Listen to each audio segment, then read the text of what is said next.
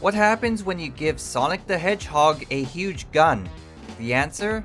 He turns into a green rabbit, one of great strength and moral character, quick wit and inventiveness, incredible speed and flexibility, but most importantly, floppy ears and a big gun. Yes, he makes his debut on the PC as Jazz Jackrabbit. This 1994 platformer is a collaboration between Digital Dimensions and Epic Games, who at the time was referred to by their longer name, Epic Mega Games.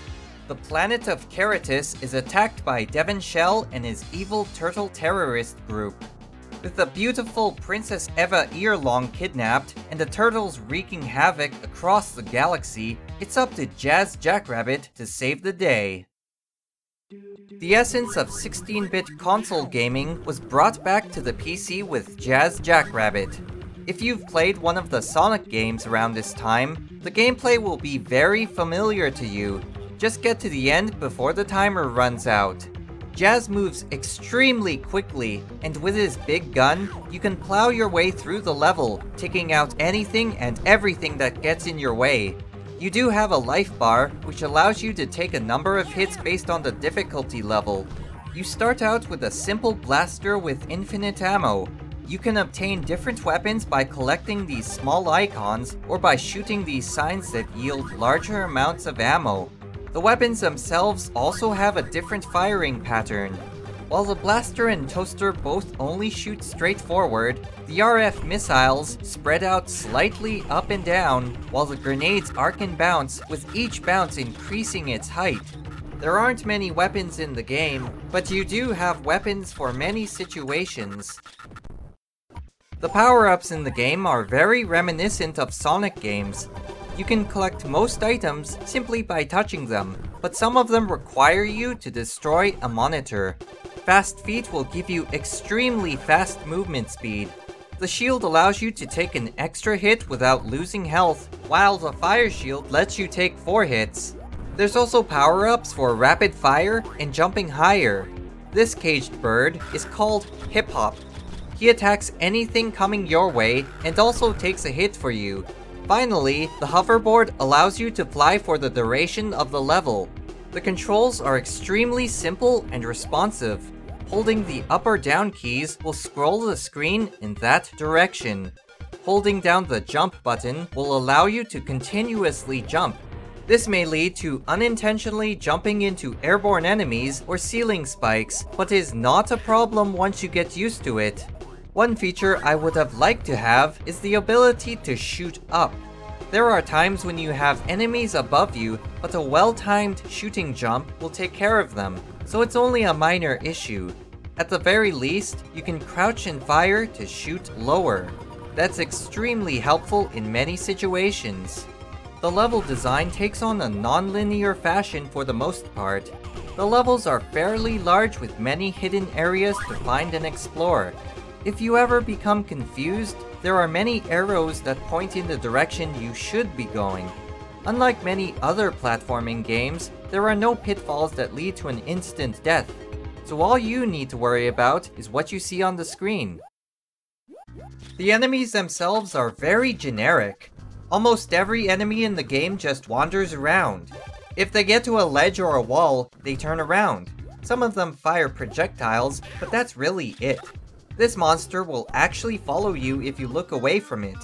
Aside from that, you don't have to come up with any sort of strategy when dealing with enemies.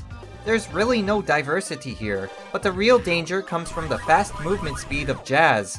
If you're blazing through the level, you might run straight into an enemy without any time to react. The bosses are somewhat disappointing. Like the regular enemies, they don't really go after you. They just have a pattern of moving and shooting. All it takes is a bit of time and memorization of the patterns, and they're easy to take down. They don't offer much of a challenge, other than you trying to avoid them. At the end of each level, you're shown a percentage of enemies you've killed and items you've collected. 100% will grant you bonus points in each category. The bonus stage can be played once you obtain the red gem on a planet.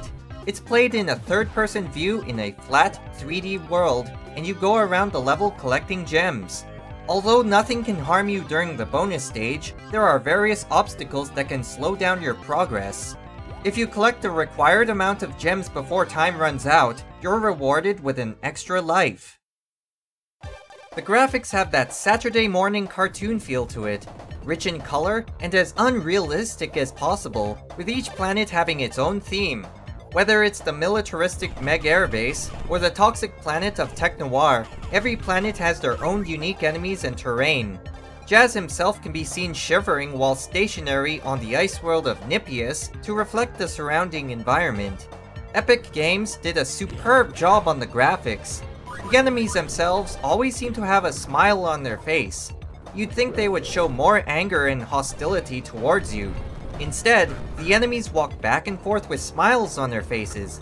This has to be the most cheerful group of terrorists I have ever seen.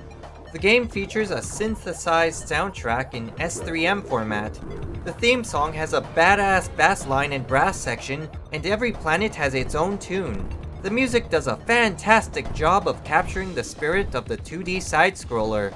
The sound effects are okay, but they could be better overall. You wouldn't expect a squeaking sound from firing a grenade launcher, would you?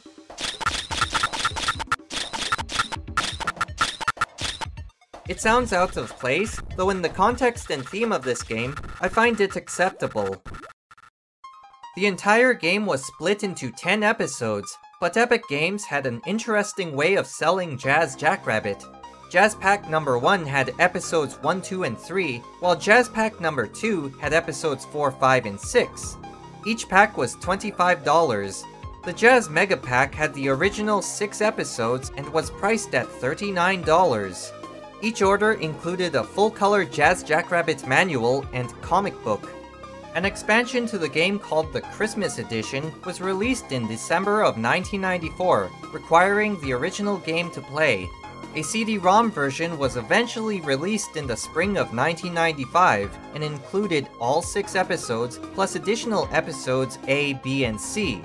In December of 1995, they released another version called Holiday Hair, which includes everything.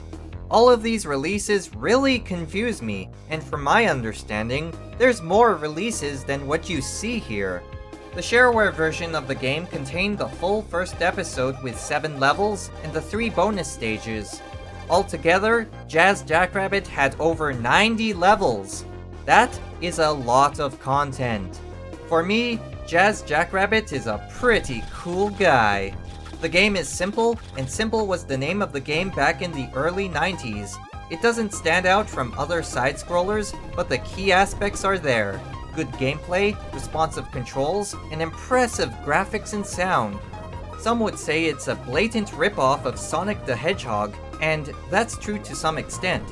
Jazz Jackrabbit was inspired by it, but it does incorporate some additional ideas that set it apart. If you're a fan of Sonic games, check this one out, if only to see the difference. I think you'll enjoy it.